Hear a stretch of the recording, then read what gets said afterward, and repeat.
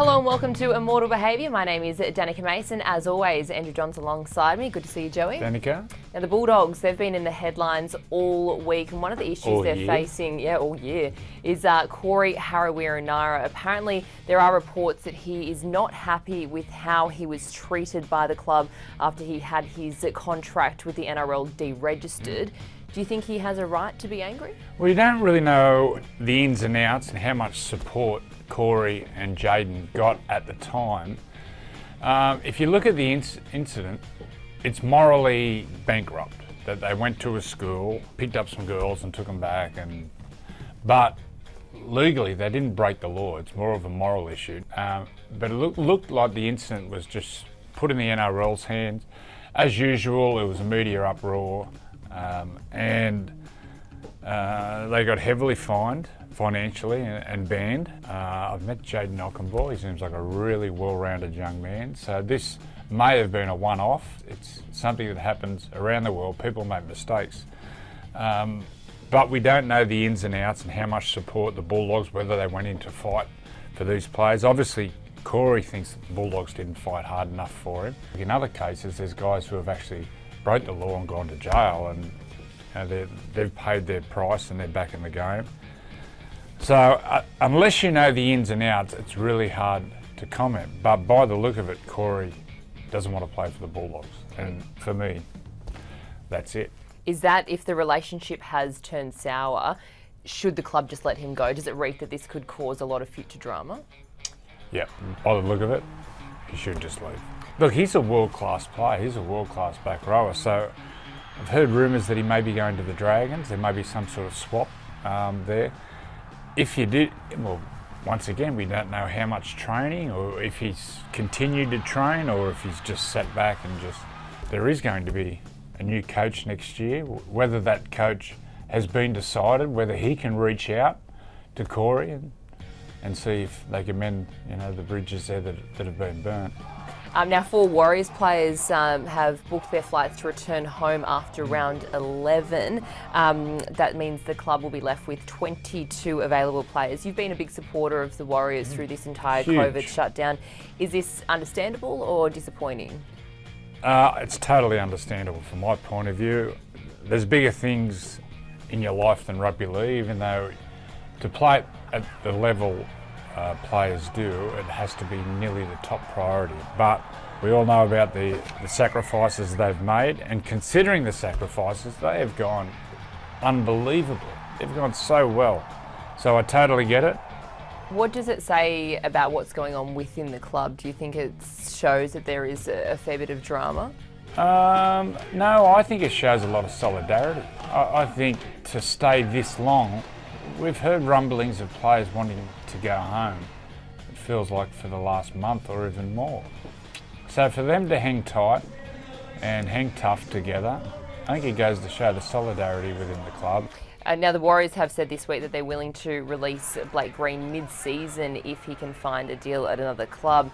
Where would that leave the New Zealand side? Well, it leaves them without a rudder. Really, they've always been a club with so much potential. They have such a big team, but they've always lacked direction since Stacey Jones has retired. Blake Green has done a marvellous job there. He's a really great game manager. Look, he's not one of those flashy players who'll win you a game, but he keeps them on track. He's the rudder in the ship that keeps them going. Without him, I don't know who organises the team. So I really cannot understand why they would let Blake Green go. And just to say they're letting him go because of his manager, Isaac Moses, is just absolutely crazy.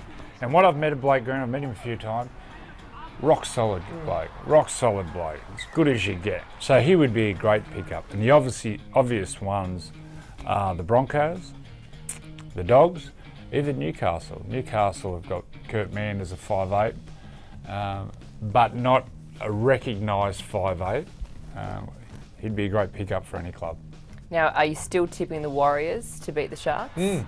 Definitely. I thought the Sharks without Matt Moylan were a different team. A lot more pressure on Sean Johnson, so teams could shut down Sean Johnson. He's like the one real spark they have in their team. What about the Knights? They've had a couple of inconsistent performances. They've lost 2 of their past 3. How do they get back on track?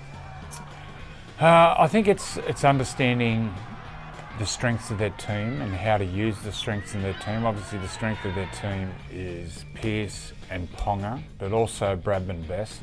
I don't see them bringing Bradman Best into play and how they use him. I think Kalen Ponga the last couple of weeks has been really quiet, which is unlike Kalen. They've got Connor Watson coming back on the bench. Look, Andrew McCullough's just as tough as nails player and done a great job, but he doesn't offer too much spark at a dummy half. I think starting with McCullough, bringing Connor Watson after 30 minutes and let him run around the ruck, especially with a quicker ruck these days, you need that speed at a dummy half. Now, the Tigers, Luke Brooks, he's the latest player to feel the wrath of Michael Maguire. What do you think's gone wrong for him? Is it his defence that's been the issue? Well, I think he missed 9 tackles on the weekend, and Michael Maguire, that is his bread and butter. He likes his teams to be defensive teams and have an attitude to defend. Missing that many tackles just isn't acceptable, especially under Michael Maguire. So I totally get it. It doesn't matter if you're on 100,000 or you're on $1 million. Everyone's accountable, and you have to stand in the line and defend strong. So I think Luke this year, I thought Luke Brooks this year with the faster ruck and the quicker the game and the more room around the ruck, I thought it would really suit his play, but he seems to have got that. He's got to that spot where, I thought he was, when he first started the first couple of years, I thought he was an out-and-out rep player. I thought he's going to be one of those truly elite halfbacks, but he sort of stopped his development, which I don't know what it is for whatever reason. So love to see him get back on track. What about when Josh Reynolds returns from suspension and they have Josh Reynolds, Benji Marshall and Luke Brooks? Who do you think will be the halves? From afar, I would have Brooks at halfback, Benji at 6 and Reynolds at 14. Reynolds coming on and playing dummy half or even playing lock and just buzzing around. But for me, the ideal halves pairing moving forward, and I think who complement each other, is Brooks at halfback, Benji at 5'8". If they decide to tackle.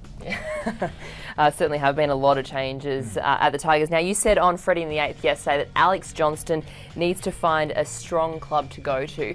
Where do you think would suit him the most? Well, I see Alex, some of the tries he scores on the wing, his speed is still there. He's an incredible finisher. They must have some juniors coming through. I understand they're debuting a young guy, South Sydney, who has a lot of promise. So we'll see, maybe that's the future of the outside back. I'd love to see Alex go to a really strong club. Some clubs off the top of my head. Obviously the obvious one is the Roosters and the way they play, get plenty of ball. Parramatta, we all know they're on the up and up. Penrith, they are, the side that Phil Gould's put together there is a premiership threat and will be for the next 3 or 4 years. Manly even, the way Manly play when Turbo's back, and the Storm. If he went to one of those clubs, he would be up there with the leading try scorers in the competition. He has so much to offer. Now tonight, a big game, the grand final rematch between the Raiders and the Roosters. Both clubs have been hit pretty hard with injuries over the past couple of weeks. Curtis Scott, he's also in doubt today with an infection in his arm. But no doubt this should be a good game. I think it'll be a great game, and I think Ricky Stewart will have his troops really fired up.